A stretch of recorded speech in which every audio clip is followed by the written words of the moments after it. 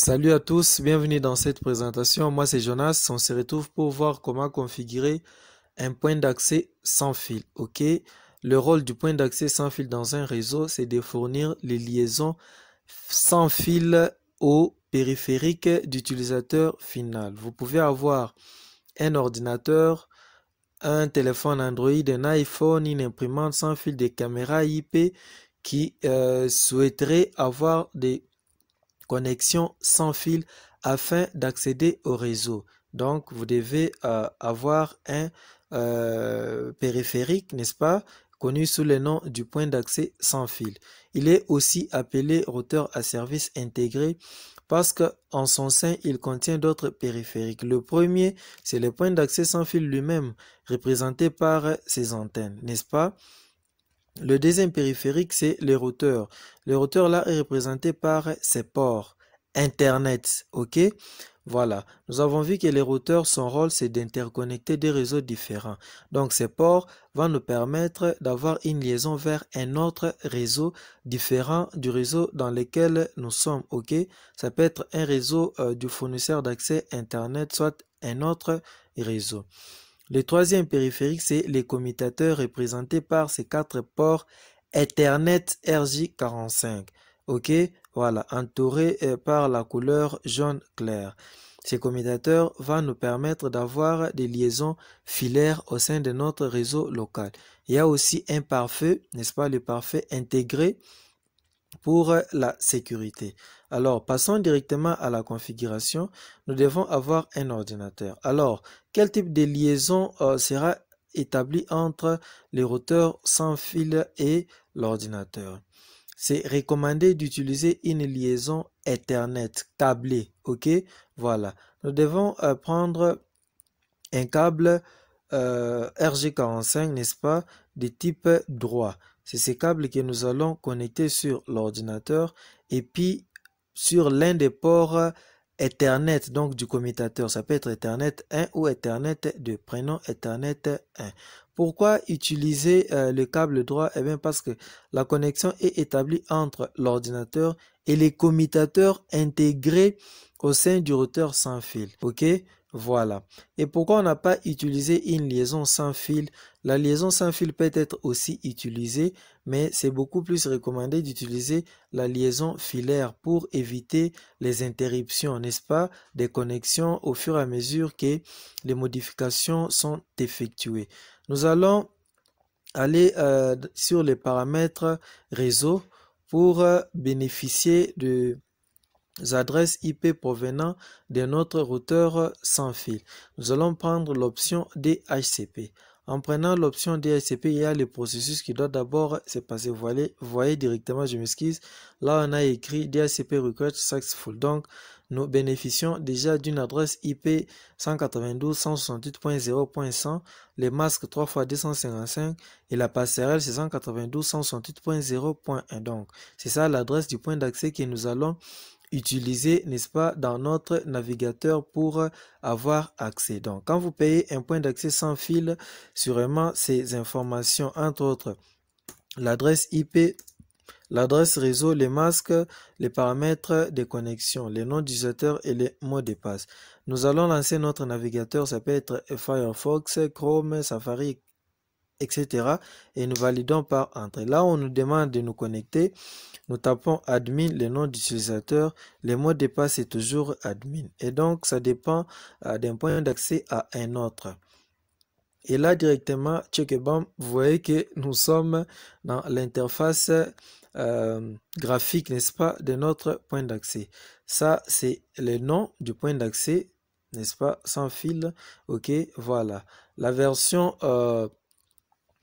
du système installé, c'est 0.93, machin, voilà.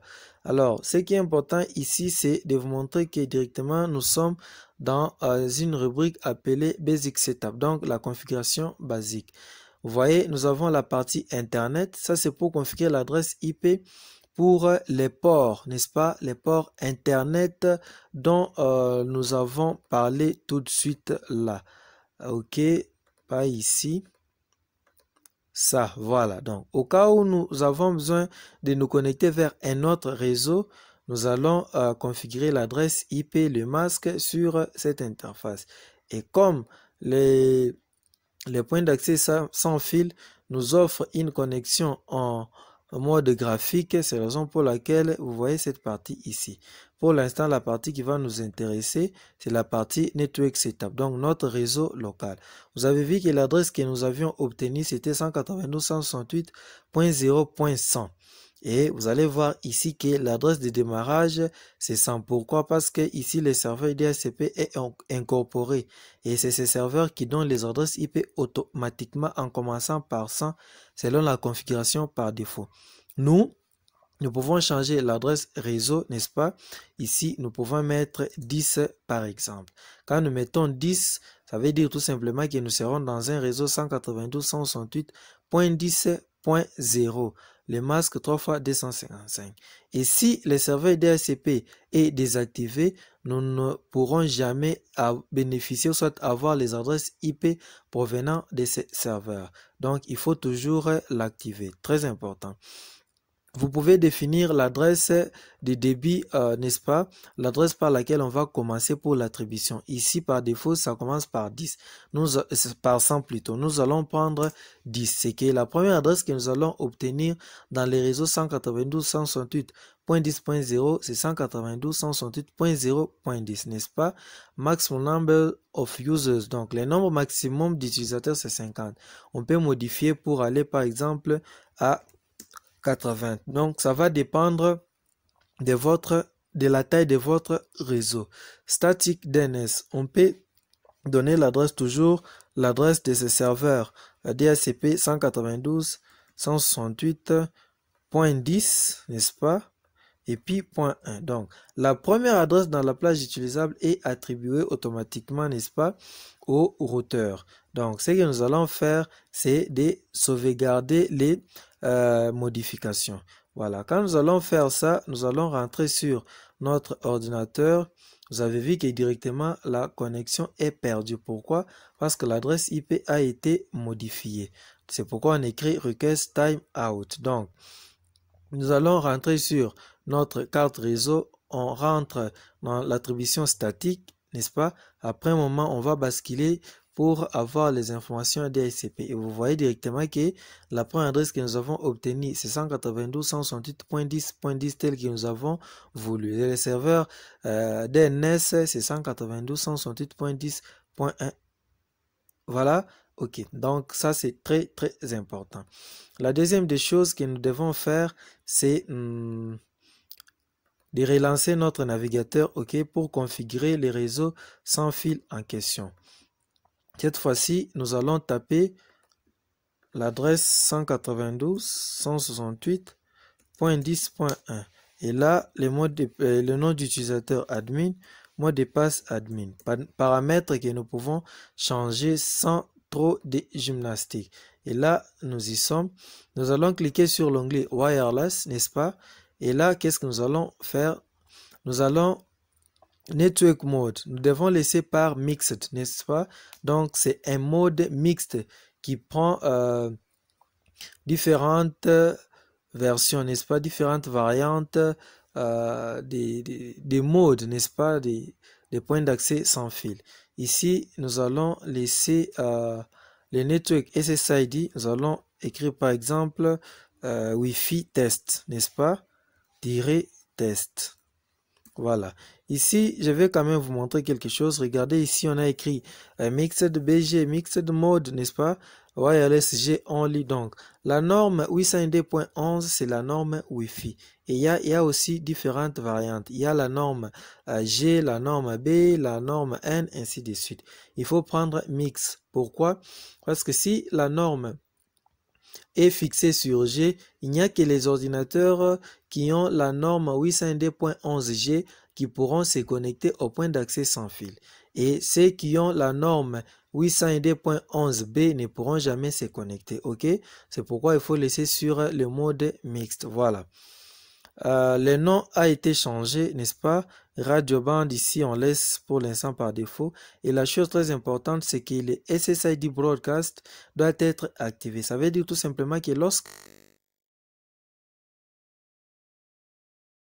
être visible sur les périphériques sans fil, n'est-ce pas, qui sont aux alentours du réseau. Sinon, même si vous activez les Wi-Fi sur votre téléphone, vous ne verrez jamais les noms de votre réseau sans fil. C'est aussi une autre mesure de sécurité, mais il faut avoir des connaissances pour activer et permettre aux ordinateurs d'avoir accès ou soit de se connecter à votre réseau sans fil.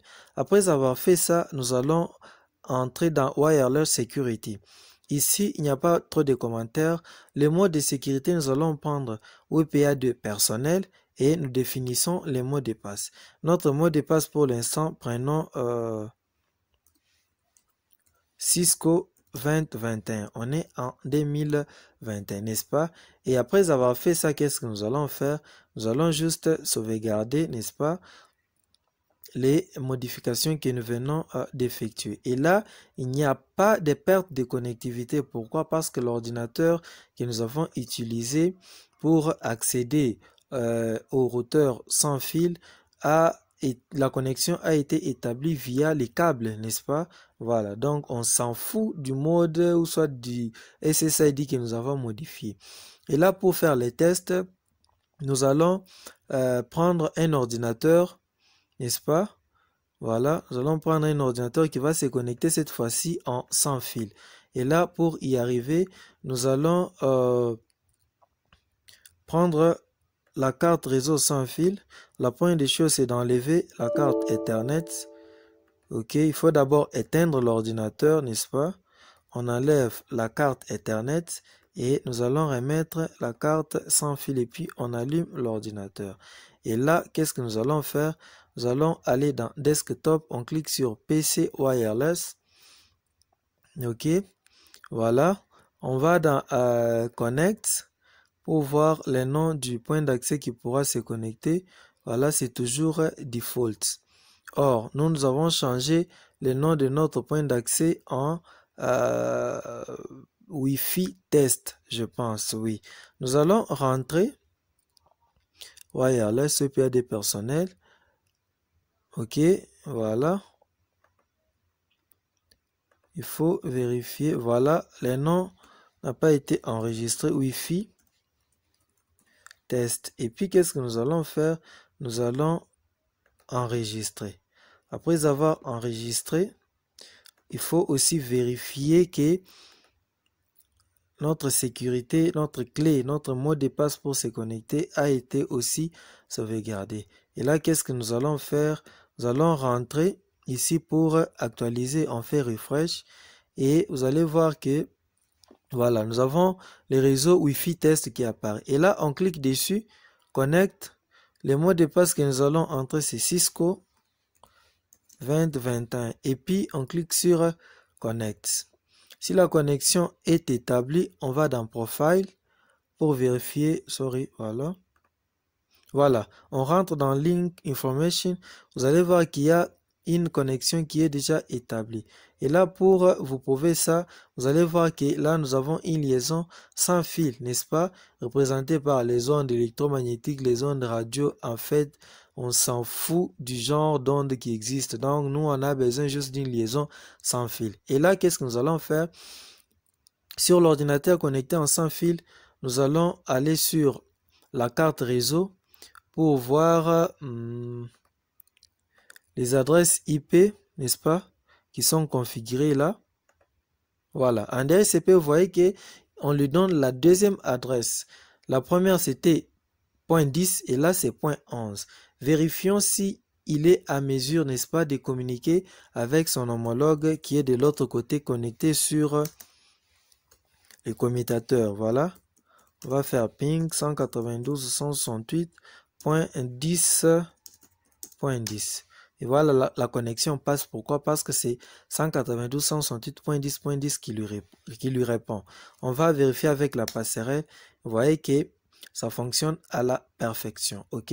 Est-ce que l'ordinateur connecté en sans fil peut aussi accéder à l'interface graphique du commutateur? La réponse est oui. Donc 192.168.10.1.